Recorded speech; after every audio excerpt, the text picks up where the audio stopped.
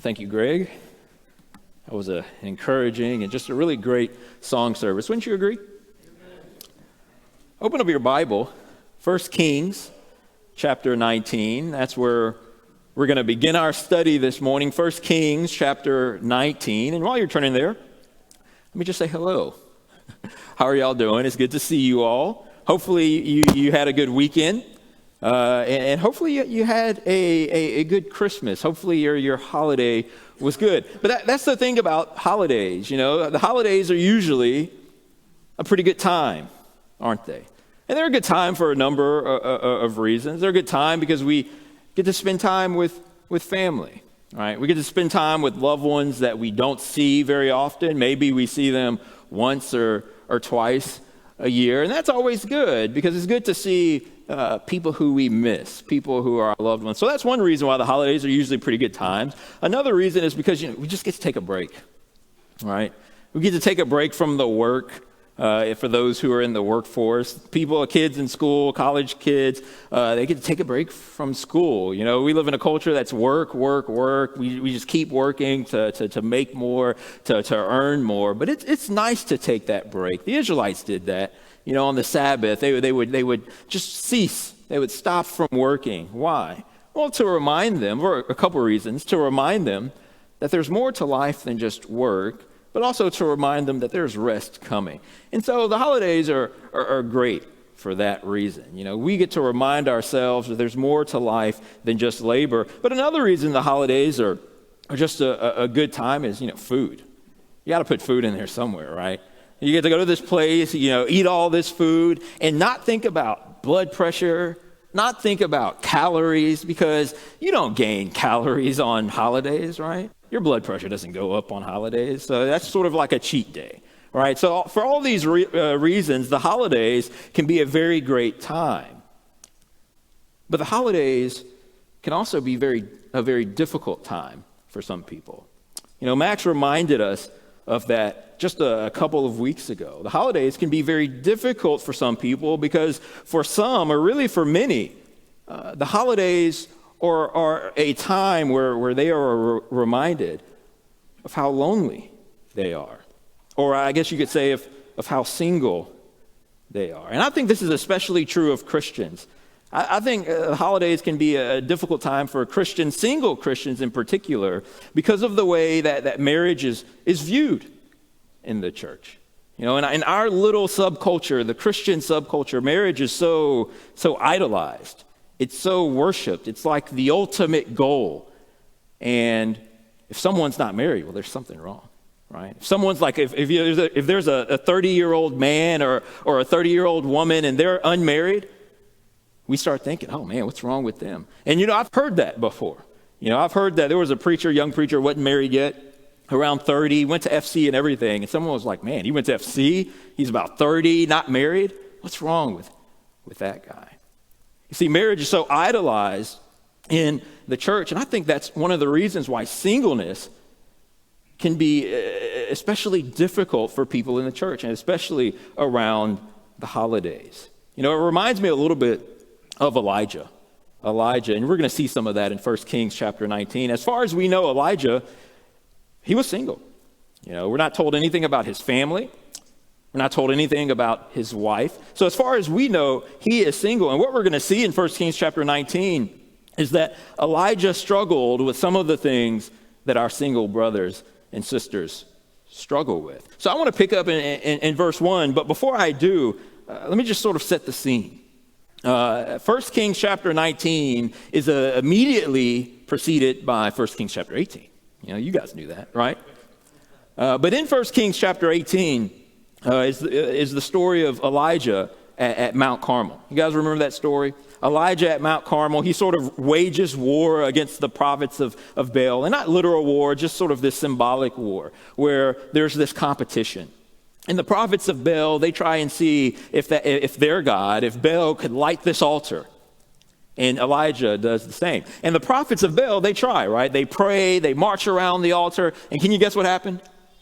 Nothing happened, right? Absolutely nothing. And Elijah says to these prophets, he says, well, maybe your God can't hear you. Maybe he's asleep, or disposed in some way, just speak louder.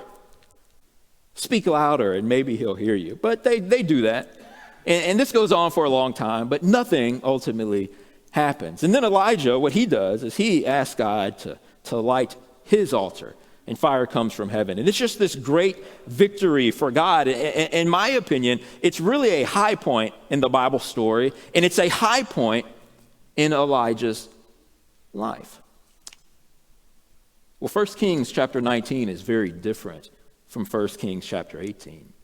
It seems like we move from a very high point in Elijah's life in 1 Kings chapter 18 to a very low point in his life in 1 Kings chapter 19. Let's start reading, verse 1.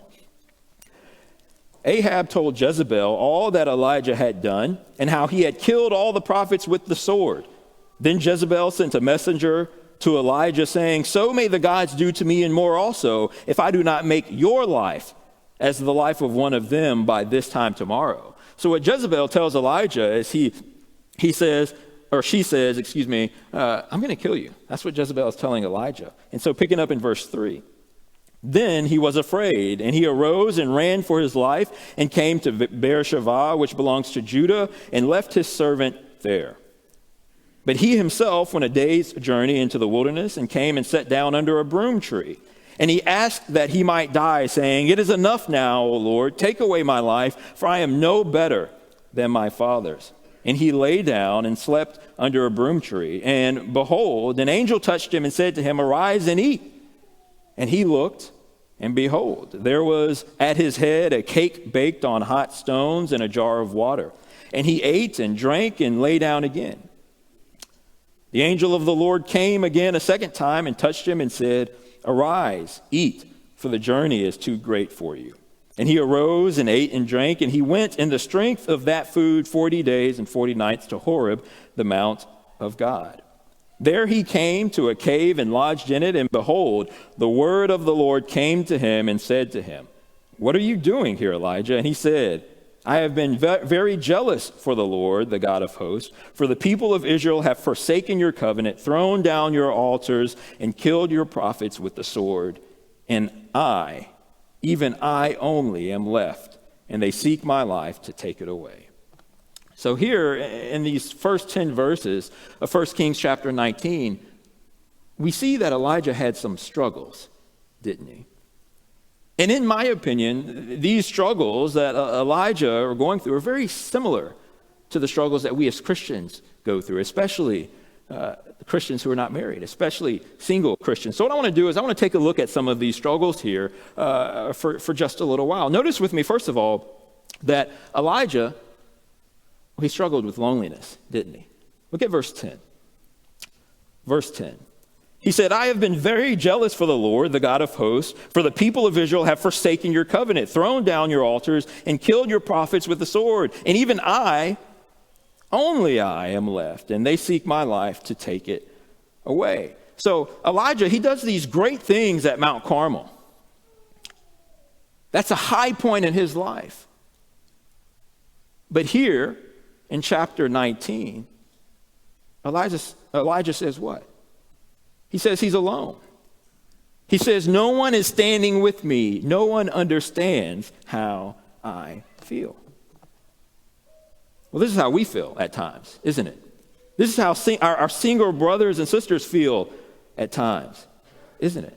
Sometimes we, and especially single Christians, struggle with loneliness, and they feel, hey, no one's with me here. No one understands what I'm going through. And to make it worse, sometimes the Christians who feel or struggle with this sense of loneliness, they feel as if they shouldn't feel that way. They feel guilty because they feel lonely. I'm a Christian. I shouldn't feel lonely. Well, can I remind us all that Elijah, he struggled with loneliness? So this is something that people go through. This is something that God's people go through and have gone through throughout the centuries. But notice with me also that Elijah struggled with rejection. Verse 10 again. Verse 10 again, "I have been very jealous for the Lord, the God of hosts, for the people of Israel have forsaken your covenant, thrown down your altars, and killed your prophets with the sword. And I, even I only, am left, and they seek my life to take it away." So here what Elijah says is that the people have forsaken or rejected, some translations might say, your covenant. And since Elijah is a preacher of the covenant, what he's saying is they've rejected me along with you, God. As a matter of fact, at the end of the verse, he says they seek my life to take it away. So Elijah, even though he's done this great thing on Mount Carmel, he still feels this sense of rejection. And that's the way Christians feel at times, isn't it? Christians, single Christians struggle with rejection, don't they? Maybe it's that they're looking for a spouse and they just can't seem to find one, so they feel rejected.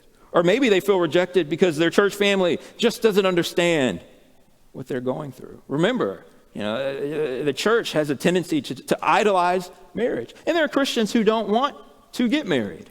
So they feel alone and rejected in that sense. And sometimes whenever we or someone else thinks this way, they think, man, I am the only one. Well, we're not the only ones who feel this way, are we?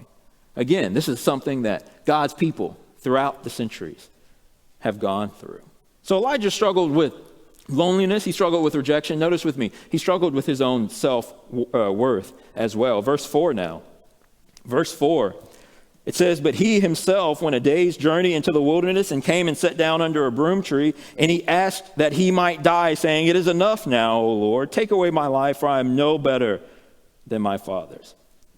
Elijah had done some amazing things, and we talked about that. But even though he had done all of these great things, and even though he was this amazing prophet of God, he still struggled with his own self-esteem. He still struggled with seeing his own worthiness. As a matter of fact, at the end of that verse 4, he says, I'm no better than my fathers. He didn't see his own greatness, I guess. That could seem prideful, but you guys know what I'm saying. He didn't see his own greatness. He didn't see what he was worth. As a matter of fact, this struggle with self-worth became so serious that he didn't even see the point of his own life, right? What does he ask God in verse 4? Take away my life. So he struggled with this, and this is something that I think Christians, especially single Christians, go through.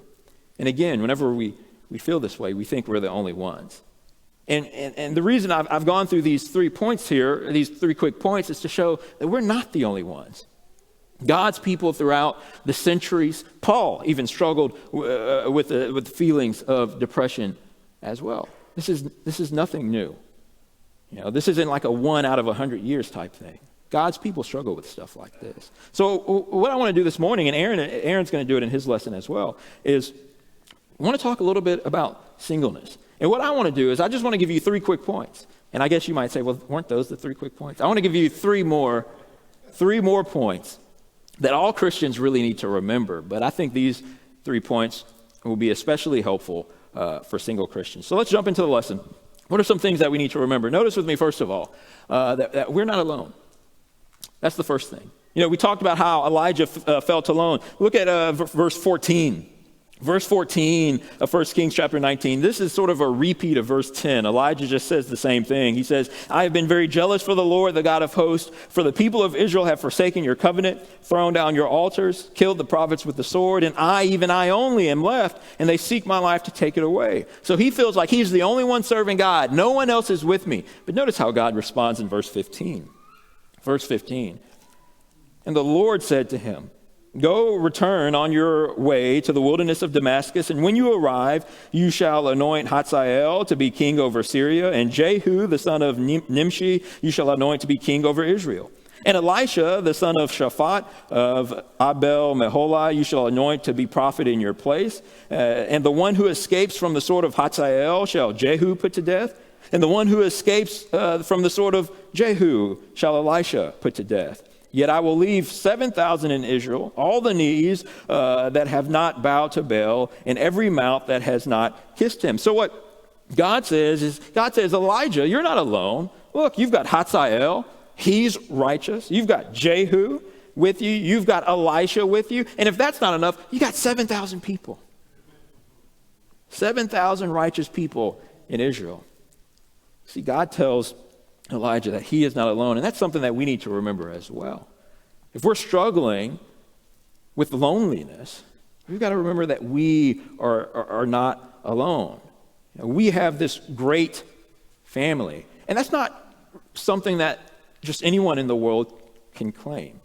Not anyone in the world can claim to have this great family that's built by God. And I think that has an effect on people. You know, Max talked about it a little bit, I think just a couple of weeks ago. He talked about this Gallup poll that asked Americans to assess their own mental health. And according to this study, the mental health of Americans sank to new lows. I think that's part of the title. America's mental health sinks to new lows. And every demographic, and I looked at this study, every single demographic saw a drop in their mental health ratings except for one. And you guys probably remember what Max said.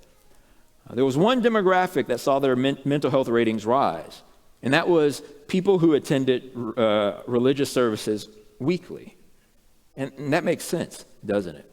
It makes sense that people who attend religious services weekly have better mental health overall. Turn over to Matthew chapter 12. Matthew chapter 12. You know, during a time where people are feeling the effects of coronavirus, where people are feeling the effects of loneliness, well, we've got one another. We've got our brothers and sisters in Christ. Matthew chapter 12, God here, or Jesus here, he's been sort of going back and forth with the religious leaders. They've accused him for healing on the Sabbath, and they accused him of casting out a demon by the power of the devil. And so he's sort of been dealing with that. But in verse 46 of Matthew 12, it says, while he was still speaking to the people, behold, his mother and his brother stood outside asking to speak to him. But he replied to the man who told him, who is my mother and who are my brothers? And stretching out his hand toward his disciples, he says, here are my mothers and brothers, for whoever does the will of my Father in heaven is my brother and my sister and my mother. See, the point that Jesus is making here is that we're family. Members of this Christian community, members of this church, we're family. And I'm going to get into this a little bit later in the lesson. We're not like family. We are family. And I think that comes with some responsibilities. You know, if I'm struggling with loneliness, then maybe I should try and reach out to someone and lean on them for help. Let them know that I'm struggling with loneliness. But you know, that's not always easy to do, is it? You know, when you're in the midst of that struggle, it's not always easy to reach out to someone. So there's responsibility on the other side. Maybe some of us should reach out to our single brothers and sisters. Maybe some of us married people. You know, I could say that, right? Now, married with kids. That's nice to say. Maybe some of us should reach out to our single brothers and sisters. Why? Well, because we're family. And since we're family, we're not alone. So that's one of the things that we should remember. We're not really alone because we have a family. But notice with me, another thing that we should remember, all of us, but I think single Christians especially, is that marriage doesn't make us better disciples. Now, let me nuance that. Let me speak with some nuance here. Marriage has made me a better disciple. Okay? So I want that to be understood. And it's possible that marriage has made you a better disciple. But marriage in and of itself doesn't make us better disciples. So, you know, I fear that some Christians think that married Christians are like way up here and single Christians are like kind of down here. And that's just not what we see in the Bible. As a matter of fact, what I want to do here for the next little while is just talk about some Bible characters who were single. And I want to start with Elijah. Elijah, back to 1 Kings chapter 19. 1 Kings chapter 19, we already talked about, go to 2 Kings chapter 9. 2 Kings chapter 9 is where we're going to be. Well, we already talked about how Elijah struggled with his own self-worth, how he struggled with rejection. The people have rejected the covenant, and he's no better than his fathers. That's how Elijah feels. And that's surprising because Elijah did so much, right? Mount Carmel, we talked about that, conquering over the prophets of Baal, this great victory for God. He did some great things, didn't he? But look with me in 2 Kings chapter 2. 2 Kings chapter 2, we're going to pick up in verse 9. It says, when they had crossed, Elijah said to Elisha, and what shall I do for you before I am taken from you? And Elisha said, please let there be a double portion of your spirit on me. And he said, you have asked a hard thing, yet if you see me as I am before being taken from you, it shall be so for you. But if you do not see me, it shall not be so.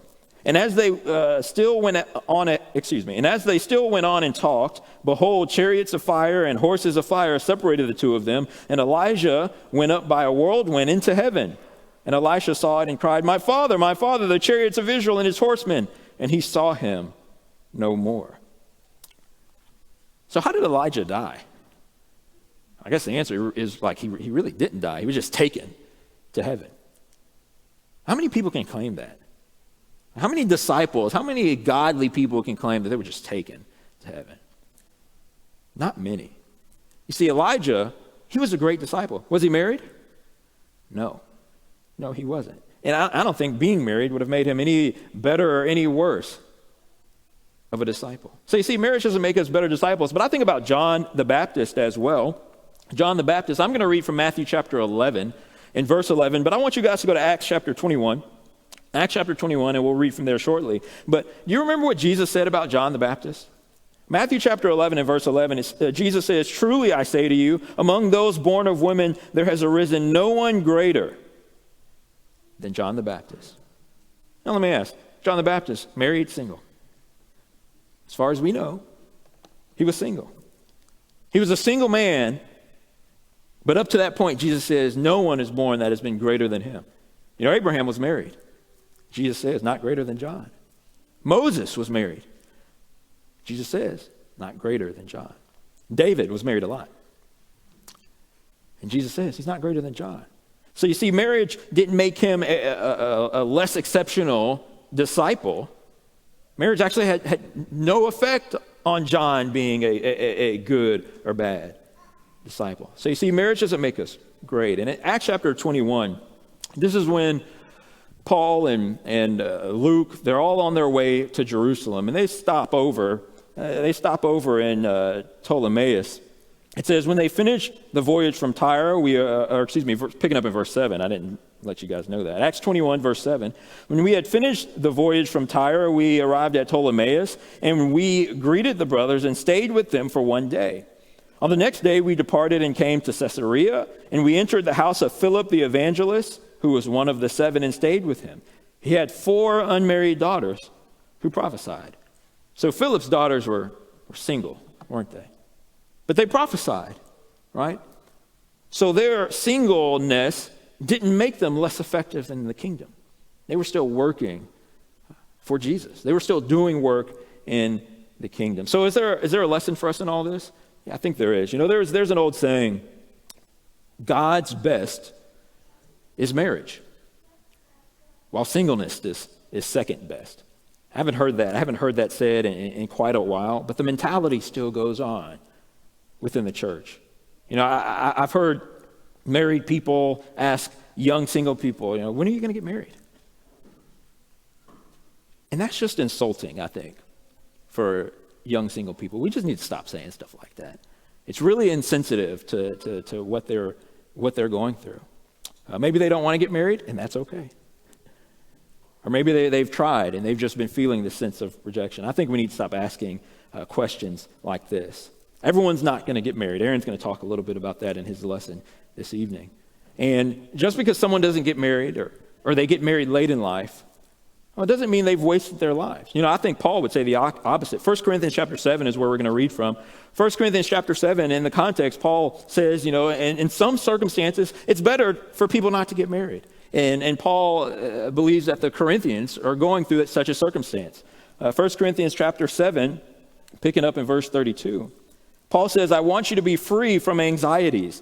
The unmarried man is anxious about the things of the Lord, how to please the Lord, but the married man is anxious about worldly things, how to please his wife, and his interests are divided. What Paul says here is the married man can focus exclusively on God, or the unmarried man can focus exclusively on God. But the married man, well, his interests are divided. He has to focus on God, but he also has to focus on his wife. Paul is ultimately saying that the unmarried can do more for the kingdom. Picking up, continuing on from verse 34, it says, and the unmarried or betrothed woman is anxious about the things of the Lord, how to be holy in body and spirit, but the married woman is anxious about worldly things, how to please her husband. I say this for your own benefit, not to lay any restraint upon you, but to promote good order and to secure your undivided devotion to the Lord. Aaron's going to talk about this verse a little bit more in the next service, but Paul's point is that the unmarried and even the engaged people can focus on God rather than their spouse. They can devote more of their time to the kingdom. So singleness isn't a waste of time. Marriage doesn't put us here, whereas singleness only caps out right here. That's just not the way things are. So that's something we need to remember. Singleness doesn't make us less effective as disciples, and marriage doesn't make us better disciples. But there's one more thing I want us all to remember, and I think this will help us and single Christians as well. And that is, marriage is just a shadow. Marriage is just a shadow. It's not the real thing. Marriage pointed, when God instituted marriage in the first couple of pages of Genesis, marriage was always pointing to something. Do you remember a couple of weeks ago whenever I preached on baptism and I talked about how the holy place in the Old Testament was just a shadow? The holy place wasn't the real thing. As a matter of fact, we see this in Hebrews 10. Hebrews chapter 10, I'll just read it. You guys can turn to Ephesians chapter 5. But Hebrews 10, picking up in verse 19, it says, "Therefore, brothers, since we have confidence to enter the holy places by the blood of Jesus, by the new and living way that he opened up for us through the curtain, that is, through his flesh." So the author of Hebrews talks about how we as Christians can enter the holy place. And it says in verse 21, "Since we have such a great high priest over the house of God, let us draw near with true heart and full assurance, with our hearts sprinkled clean from an evil conscience and our bodies washed with pure water." So that's tied to baptism. But here the author of Hebrews says, we as Christians can enter into the holy place. And he's looking back at this image, this Old Testament imagery of the holy place and how that's where God dwelled.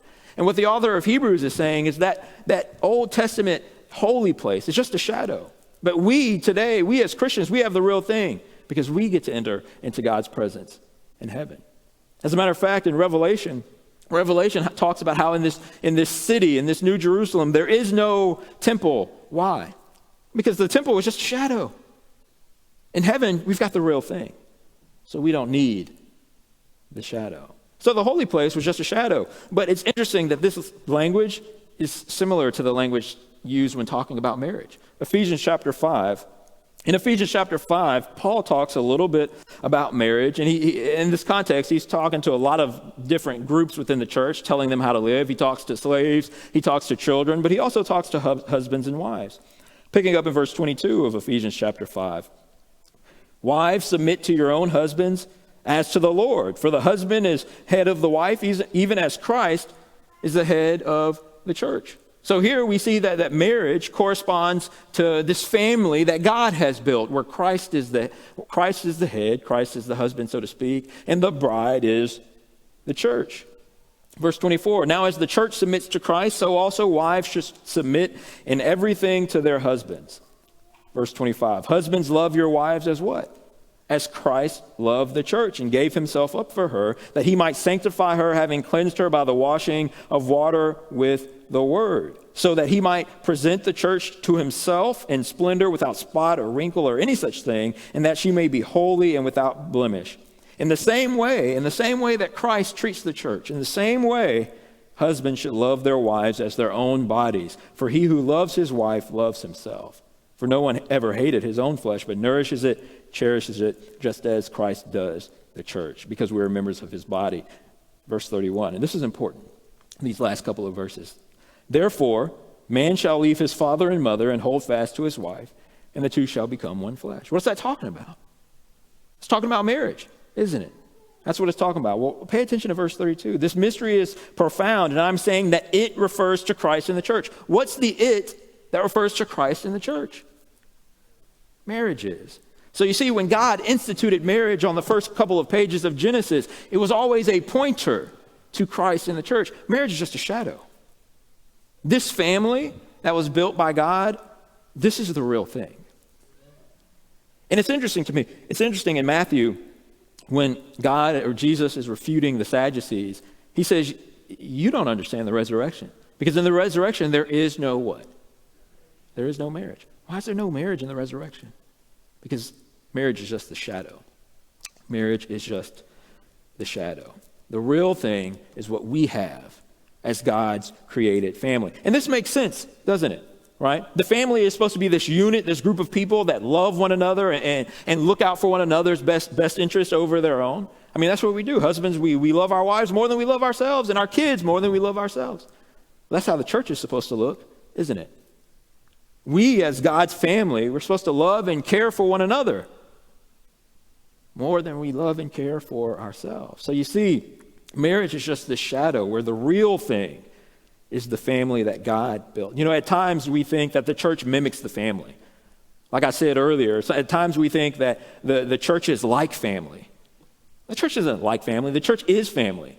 Our physical family is what's like the church. That's how it should be. You see, the church doesn't mimic family. The physical mimics the church. So it is the real thing. Marriage is just a shadow. And the reason why I bring this up is because there are single Christians who are led to believe that they've got to get married. And if you're not married, it's not okay. Look, if you're not married, if you never get married, it's okay. Because you got the real thing anyway. As a child of God, you have the real thing. We are your family to our single brothers and sisters. And your devotion is to the Lord.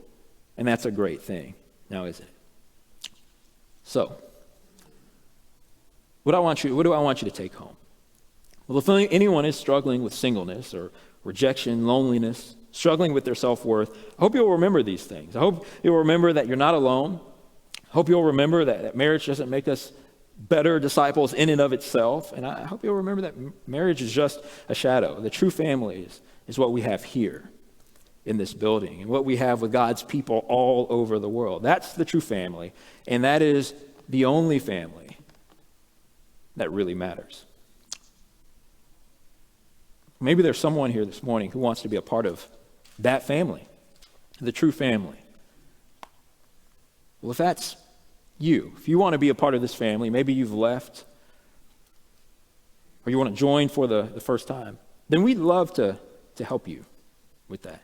If you want to join the family that God has built, the family where there is true value, you can do that right now as we stand and as we sing.